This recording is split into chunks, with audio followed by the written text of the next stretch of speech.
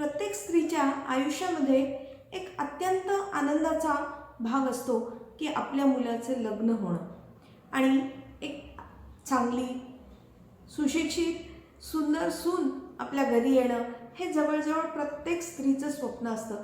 तिच्या जीवनाची इति कर्तव्यताच ती मानत असते की मुलाचं लग्न झालं। तर अशा वेळेस जेव्हा लग्न होईपर्यंत तर तिला खूप छान वाटत असतं, पण लग्न झाल्यानंतर तिची जिम्मेदारी ही दुपटीने वाढलेली असते। कारण तिने आतापर्यंत आपल्या मुलाला रागवून कसे आपल्या घरातल्या म्हणजे तिच्या स्वभावाप्रमाणे तिने त्याला सवय लावलेली असते, वळण लावलेलं असतं। पण ही परक्या घरातून आणलेली जी सून असते तिच्याशी कसं वागावं हा प्रश्न त्या सासूपुढे, नव्याने झालेल्या त्या सासूपुढे पडतो आणि ती खूप काळजीत पडते। काय वागावं म्हणजे आवाज चढवलेला तर नाहीच चालणार, पण तिला घरातील आवडीनिवडी, सर्वांच्या आवडीनिवडी तिने समजून घ्याव्यात, मग ते काही आपोआप होणार नाही आहेत। तर सगळ्यात महत्त्वाची गोष्ट आहे की संयम पाळला पाहिजे, धीर धरला पाहिजे। अगदी आल्यानंतर पहिल्या 2 दिवसातच ती अगदी रेडीमेड सिनेमामध्ये दाखवल्यासारखं घरातील सगळ्यांच्या आवडीचं लगे वागायला सुरू करेल असं नसतं। तर प्रत्येक गोष्ट होण्यासाठी काही काळ जाऊ द्यावा लागतो। हळूहळू हळूहळू ती गोष्ट ती सून आपल्या घरामध्ये रुळेल अशी आपण अपेक्षा करत राहणं एवढंच आपल्या हातात असतं। आणि जास्तीत जास्त आपल्याला तिच्याशी चांगलं कसं वागता येईल हे आपण पाहिलं पाहिजे। नमस्कार, मी मंजुषा बोर्डूकर, मंजुळवाणी या माझ्या चॅनलवरती विविध विषयांवरती व्हिडिओज घेऊन मी तुमच्यासमोर येत असते। आणि त्यामुळे अजूनही जर तुम्ही माझ्या चॅनलला सबस्क्राईब केलेलं नसेल तर प्लीज सबस्क्राईब करा। आणि आजचा आपला विषय आहे सासूने कसे वागावे आणि नवीन घरात आलेल्या सुनेने घरच्यांशी कसे वागावे। तर या विषयावर आज थोडंसं मी बोलणार आहे। मान्य आहे मी कोणी या विषयातली खूप मोठी तज्ज्ञ नाही आहे। खरं तर या म्हणजे अजून सुनेच्या बाबतीत तर मी खूपच अनोळखी आहे, मला अजून सून आलेली नाही आहे, त्यामुळे या विषयावरती बोलावं की नाही खरं तर हा प्रश्न पडला होता। पण माझा स्वभावच तुम्हाला माहीत आहे, खूप चिकित्सक आहे आणि आजूबाजूला पाहून आपल्याला काही गोष्टी म्हणजे प्रत्येक गोष्टीचा अनुभवच घेतला पाहिजे असं काही नसतं ना। काही गोष्टी आपण बारीक नजरेने आपण आजूबाजूच्या सिच्युएशनमधून शिकू शकतो। तर अशा काही गोष्टी ज्या मी ऑब्झर्व केल्या त्या मी तुमच्यासोबत शेअर करणार आहे। चला वळूया आजच्या व्हिडिओकडे। सासूबाईंसाठी मी एक 4-5 गोष्टी सांगणार आहे की त्यांनी काय केलं पाहिजे। सगळ्यात पहिली गोष्ट आहे की ती जी मुलगी आहे जी आपण बाहेरून आणलेली आहे ती तिचं घर दार, तिच्या आवडीनिवडी, तिचा परिवार, तिचे सगळे सोयरे सर्वांना सोडून ती एकटी आपल्या घरामध्ये आलेली आहे। आणि त्यामुळे तिला आपल्या घरामध्ये जास्तीत जास्त कम्फर्टेबल कसं वाटेल, तिला काही वेगळं किंवा परकं अस्वस्थ वाटू नये याची जिम्मेदारी सगळ्यात पहिल्यांदा सासूने घ्यायची असते। आणि तिला जास्तीत जास्त जीव लावावा। अगदी म्हणजे एक लोकाचं लेकरू आपण घरी आणलं आहे तर त्याला खूप काळजीपूर्वक आपण सांभाळलं पाहिजे, प्रेमाने सांभाळलं पाहिजे, ही गोष्ट लक्षात ठेवावी। उठसूट तिच्यातील चुका शोधत बसण्यापेक्षा तिच्यातल्या काही चांगल्या गुणांचं, तिच्या चांगल्या वागण्याचं छोट्या गोष्टी असतात तर तेव्हा वेळच्या वेळी कौतुक करावं। एक छोटंसं कॉम्प्लिमेंटसुद्धा तिला नव्याने हुरूप देणारा असू शकतो, त्यामुळे छोट्या गोष्टींचं सुद्धा कौतुक करत जावं। मुलगा आपलाच आहे, पण आता त्याच्या आयुष्यामध्ये तितक्याच जवळची म्हणजे आई इतकीच जवळची एक दुसरी स्त्री त्याच्या आयुष्यात आलेली असते। आणि त्यामुळं थोडंसं सासूबाईंना थोडं इन्सिक्युअर वाटतं किंवा थोडी असूयासुद्धा वाटत असते सुनेबद्दल। पण हे असं न वाटता आपण मान्य केलं पाहिजे की आता आयुष्यात काही गोष्टी हे त्यांच्या दोघांच्या निर्णयाने होणार आहेत। तो आता तिचं सुद्धा मत विचारात घेणार आहे। फक्त इतके दिवस आई हे करू का, आई ते करू का हे विचारणारा आपला मुलगा जेव्हा नवीन घरात आलेल्या बायकोला मत विचारू लागतो किंवा तिच्या आवडीने तो कपडे घ्यायला लागतो किंवा कपडे तिच्या आवडीचे घालून ते डिसाईड करू लागतात, तेव्हा आईचं मन थोडंसं नाराज होतं। पण त्याकडे दुर्लक्ष करायला आपल्याला आलंच पाहिजे. कारण ही व्यक्ती जी आपल्यासाठी नवीन आहे पण त्याच्यासाठी ती तितकीच जवळची आहे, तितकीच महत्त्वाची आहे.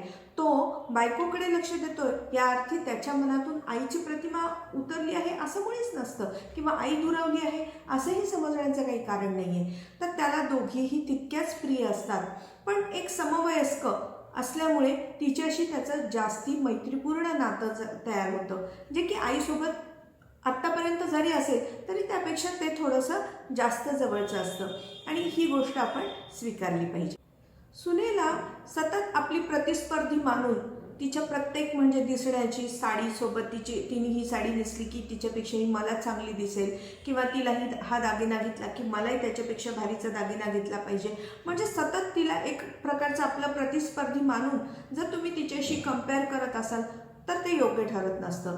असं सतत कुरघोडी करण्यामुळे मुलाच्या मनातून कदाचित आईची प्रतिमा थोडीशी डागाळू शकते, आणि त्यामुळे आपण हा विचार नक्कीच केला पाहिजे आणि त्या दोघांना स्वातंत्र्य देणं, त्यांच्या मतांचा आदर करणं, नवीन पिढीला आपण आपल्यामध्ये सामावून घेण्याचा प्रयत्न केला पाहिजे. सतत आपलीच मतं, आपलेच विचार त्यांच्यावरती थोपवण्याचा प्रयत्न न करता आपण त्यांच्या मताशी म्हणजे एक पायरी खाली उतरून आपण त्यांच्यासोबत चालण्याचा आपण प्रयत्न केला तर ते अधिक सुखावह ठरेल असं मला वाटतं. मुलाला सतत आपल्या ताब्यात ठेवणे, प्रत्येक गोष्ट त्याने माझी ऐकली पाहिजे आणि आत्तापर्यंत तो ऐकत होता आणि आता ऐकत नाही म्हणून चिडचिड करणं, ह्याला काही अर्थ नाही आहे. तर आपण थोडंसं मुलगा आणि सुनेला प्रायव्हसी देणं खूप महत्त्वाचं आहे. त्यांच्या निर्णयामध्ये जास्ती ढवळाढवळ करू नये. त्यांच्या संसारातून थोडं आपण अलिप्तपणे थोडंसं मागे सरकावं. मागे सरकून आता आपण बाल्कनीत बसून त्यांचा तो शो आपण पाहायचा असतो आणि तो आनंद आपण म्हणजे घ्यायचा.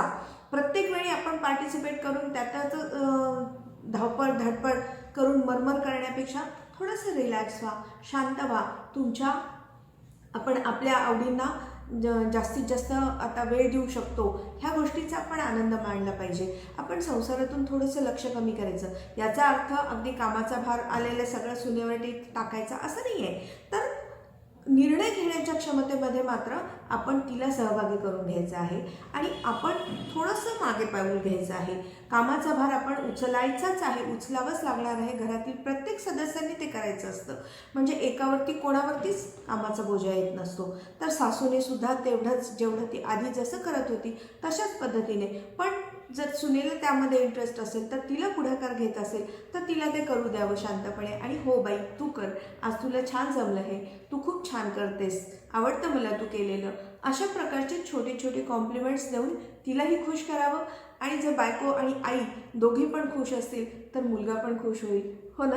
आता मी फक्त सासूबाईंनी कसं वागावं एवढंच सांगितलं असं नाही आहे, तर काही गोष्टी सुनेसाठी सुद्धा आहेत बरं का.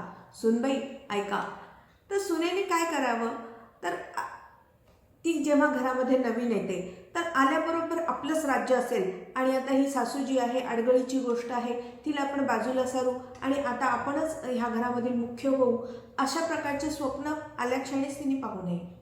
आल्यानंतर तिने सुद्धा सासूला प्रतिस्पर्धी न समजता एक सिनियर आहे आपली आणि जी अनुभवी आहे, जिच्या हाताला चव आहे, जी कामामध्ये खूप निपुण आहे, तर त्यामुळे तिच्याकडून आपल्याला काय काय शिकता येईल, काय त्याचा झाला तर फायदाच होणार आहे ना, त्यात नुकसान तर काही नाही आहे. त्यामुळे थोडंसं सासूबाईंना मोठेपणा देऊन, सासूबाई तुम्हाला हे छान येतं बरं का, मला शिकवाल का, तुमची ही गोष्ट खूप छान होते, मला आवडते हं, अशा पद्धतीचं वागणं जर तिने सुद्धा ठेवलं तर त्यांच्या नात्यातील गोडवा सुद्धा नक्कीच वाढेल. एक सांगावं वाटतं की बाई गं, तू नवीन आहेस, संसाराच्या या विद्यापीठामध्ये ऑलरेडी गोल्ड मेडल मिळवलेली सासू घरात आहे आणि त्यामुळे घरातील ते स्थान जर तू आल्याबरोबर हिसकावून घेण्याचा प्रयत्न करू लागलीस तर मात्र तुझ्या पतीच्या नजरेतून सुद्धा तू उतरशील. तेव्हा सावधानतेने वागायचं. आपल्या आईबद्दल बोललेलं कुठल्याही पुरुषांना आवडत नसतं. त्यामुळे अगदी डायरेक्ट म्हणजे आईवरती आरोप करून मी कशी चांगली आहे आणि सासू कशी वाईट आहे या पद्धतीचं बोलणं स्त्रियांनी अगदी टाळावं. कधीच कोणत्याच पुरुषांना ते आवडणार नाही आहे. त्यामुळे कधीही असं डायरेक्ट आरोप करू नये. नवऱ्याला जर मनापासून जिंकायचं असेल तर सासूबाईंबद्दल अवाक्षरही काही म्हणजे काही अद्वा तद्वा बोलणं आपण टाळलं पाहिजे. कारण त्याच्या जीवनाचा 99% भाग हा ज्या स्त्रीने व्यापलेला आहे, तर तिला आल्याबरोबर आपण दूर करून आपण तिची जागा घेऊ अशी स्वप्न मुलींनो पाहू नका.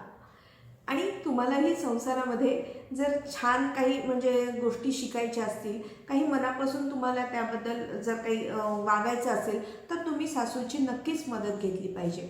आणि अशा पद्धतीने जर तुम्ही छोट्या छोट्या गोष्टींमध्ये एकमेकींची साथ घेतली तर एकमेकींचं दोघींना म्हणजे प्रतिस्पर्धी न समजता दोघींनी हातात हात घालून जर हा संसाराचा गाडा पुढे नेला तर घरातील सर्वांनाच खूप भरपूर सुख मिळेल. आणि अशा घरामध्ये ज्या घरामध्ये भांडणं कटकटी नसतात तिथे नक्कीच लक्ष्मीचा वास असतो. देवी लक्ष्मी त्या घरावरती खूप प्रसन्न होत असते आणि तुम्हाला भरभरून सुख समृद्धी समाधान मिळणार आहे. आणि त्यामुळे कृपा करून अशा कटकटींना तुम्ही थारा देऊ नका. अजिबात आपल्या घरामध्ये अशा प्रकारचे भांडणं होणार नाहीत याची दक्षता दोघींनीही तेवढीच घेतली तर ते नक्कीच सुखी कुटुंब समजले जाईल. आणि आजचा हा व्हिडिओ तुम्हाला कसा वाटला ते मला कमेंटमधून नक्की सांगा. थँक्यू.